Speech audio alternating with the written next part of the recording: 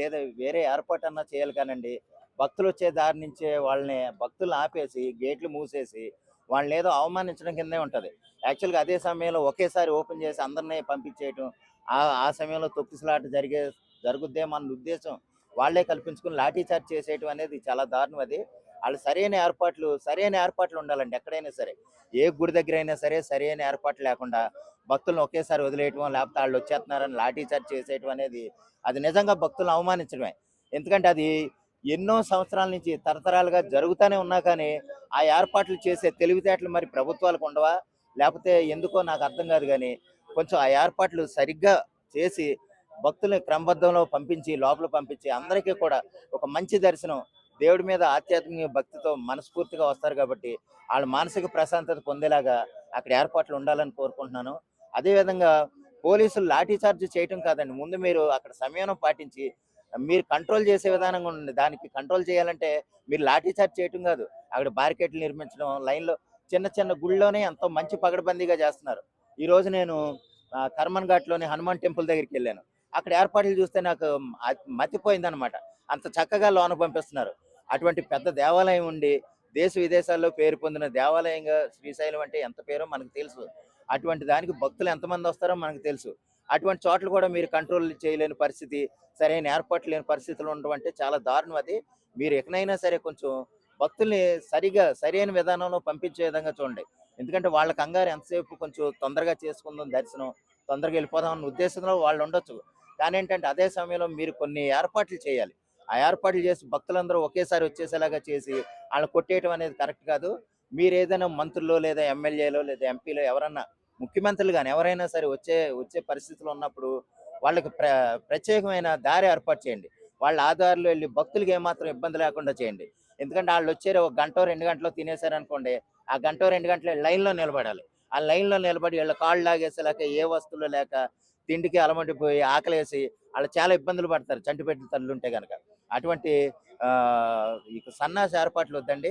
వాళ్ళెవరైనా మంత్రులు ఎటువంటి అంటే బాగా వీఐపీలు అంటే ప్రభుత్వం తరపున వచ్చేవాళ్ళు ఎవరున్నా సరే వాళ్ళని వేరే దారిలో పంపించండి. భక్తులు మాత్రం ఇబ్బంది లేకుండా వాళ్ళని తొందరగా పంపించేసి వీళ్ళని మాత్రం గంట, 2 గంటలు తినేయకుండా వాళ్ళ సమయాన్ని వేస్ట్ చేయకుండా వాళ్ళకి మంచి మార్గం ఏర్పాటు చేసి మంచి ఏర్పాట్లు చేయండి. అప్పుడు భక్తులందరూ వస్తారు. మనస్ఫూర్తిగా దండం పెట్టుకుంటారు. స్వామివారిని నమ్మి వెళ్తారు. అయితే దీనిపైన హోంమంత్రి అమిత్ గాని లేకపోతే సనాతనిని చెప్పుకునే పవన్ కళ్యాణ్ గాని ఇంతవరకు రియాక్ట్ కాలేదు. అవునండి. దాని గురించి దానికి ఏంటంటేనండి యాక్చువల్‌గా ఇది ఇటువంటి ఏర్పాట్లు లేకపోవటం అనేది ఒక విధంగా ప్రభుత్వంలో లోపాల కింద ఉంటాయి. ఆ సమయంలో ఏంటంటే అది అంటే మీరు అలా చేయండి, ఆళ్ళని కొట్టేయండి అని వీళ్ళు చెప్పరు వాస్తవానికి. కానీ ఏంటంటే అక్కడున్న అధికారులు గాని అక్కడ కనీస వసతులు కల్పించాలి కదా! వసతులు కల్పించాలి. బాధలో ఎందుకంటే ఉంటారు. వాళ్ళు నిష్ఠతో ఉంటారు. వాళ్ళు వెయిట్ చేసి ఒక మంత్రి కోసం అంతసేపు వెయిట్ చేయడం కూడా ఉందండి. దానికి శ్రీశైలం దేవస్థానానికి కూడా తగినంత ఆదాయం ఉంది. హ్మ్. ఆదాయం ఉన్నప్పుడు వసతులు ఏర్పాటు చేయలేనంత దిగజారిన స్థితిలో అయితే లేదు. ప్రభుత్వం కూడా ఏర్పాటు చేయగలదు. అదే అంటున్నాను నేను. ఏంటంటే భక్తుల్ని లేదా ఈవో కొంచెం శ్రద్ధ పెట్టి చేస్తే అటువంటి అఘాతాలు లేదా విఘ్నాలు జరగవని నేను అనుకుంటున్నాను. భక్తులకి కొంచెం వాళ్ళ వాళ్ళ దృష్టిలో ఆలోచించండి. ఎవరు వీఐపీ వస్తారా? ఆడికెళ్ళి కాళ్ళకి దండం పెట్టేటి ఆడికి నమస్కారాలు పెట్టేసి, ఆళ్ళనే అదే దారిలో రప్పించేసి ఈళ్ళనో 2, 3 గంటలు ఆపేసి వాళ్ళని ఇబ్బందులు కలగజేయటం మీ పని కాదండి. ఈవో గారు అటువంటిది ఏదైనా ఉంటే గనక మీరు ప్రత్యేకమైన శ్రద్ధ తీసుకొని ముందు భక్తుల కోసం చూడండి. మీకు వీఐపీ ఒకడొస్తే గనక భక్తులు 1,00,000 మంది వస్తారు. 1:1,00,000 అది కరెక్ట్ కాదు. మీరు భక్తుల్ని ఎందుకంటే ఏ దేవాలయానికైనా సరే పేరొచ్చిందంటే అది వీఐపీ వల్ల రాదు. భక్తుల వల్లే వస్తది. ఏదన్నా లేదా ఆ వీఐపీ వచ్చింది హుండీలో ఏమేస్తాడో లేదో తెలీదు గానీ, భక్తుడు అనేవాడు కనీసం రూ. 50 అన్నా ఏస్తాడు. అటువంటి వాళ్ళేసే చందాలు లేదా దానాలు చాలా ఉన్నాయండి. అటువంటి డబ్బుతోటి అంటే దేవాలయానికి ఉన్న డబ్బుతోటి మీరెంతో ఎన్నో ఏర్పాట్లు చేయొచ్చు. ఎన్నో వసతులు కల్పించొచ్చు. ఉదాహరణకి మనకి దగ్గరగా ఉన్న తిరుమల తిరుపతి దేవస్థానం ఏర్పాట్లు చూసినా సరే మీరెన్నో నేర్చుకోవచ్చు.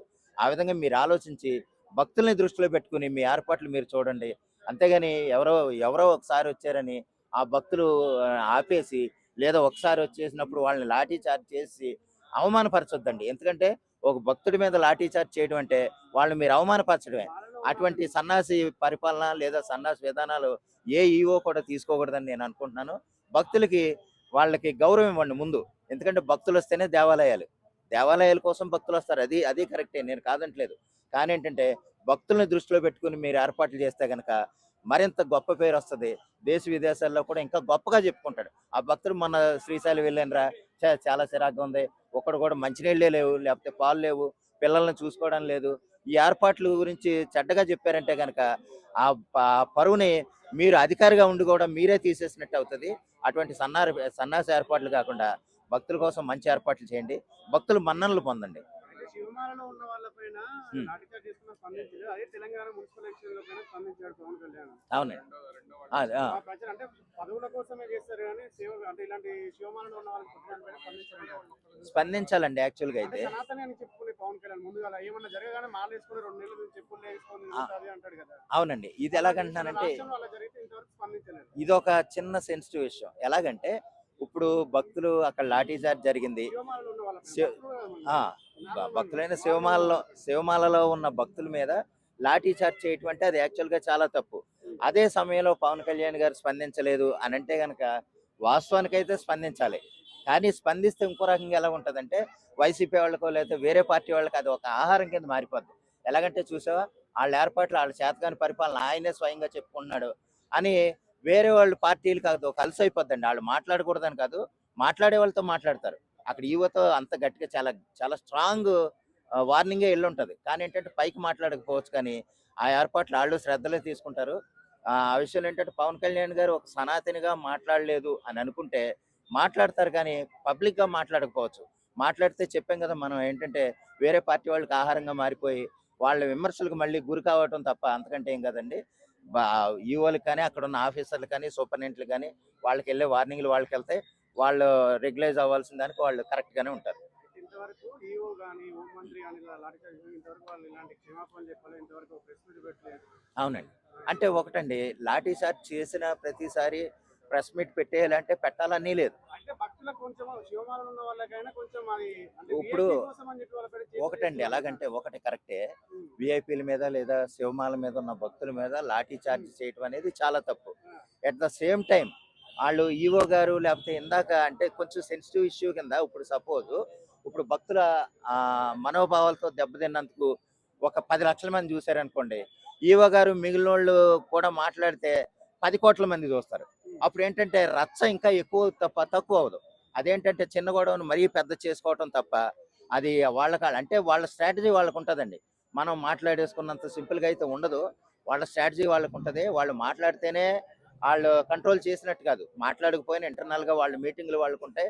వాళ్ళు ఏమేం చేసుకోవాలనేది ఆల్రెడీ జరిగిపోయి ఉంటాయి. అదేంటంటే మనకు పబ్లిక్‌గా చెప్పకపోవచ్చు కానీ, వాళ్ళకెళ్ళే స్ట్రాంగ్ వార్నింగ్‌లు, వాళ్ళే ఉండాల్సిన విధానాలు అన్నీ కూడా అందరి నుంచి కూడా ఎళ్తాయండి. అది హోమ్ మినిస్టర్ నుంచి కావచ్చు, లేదా సనాతని అని చెప్పుకునే పవన్ కళ్యాణ్ గారి నుంచి కావచ్చు, ముఖ్యమంత్రి గారి నుంచి కూడా కావచ్చు. అంటే ఎట్టి పరిస్థితిలోను అక్కడ గొడవ జరగాలి, మీరు లాఠీ చార్జ్ చేసేయండి, ఆళ్ళని చితక్కొట్టేయండి అని అయితే వీళ్ళు అనరు. అన్నదానికి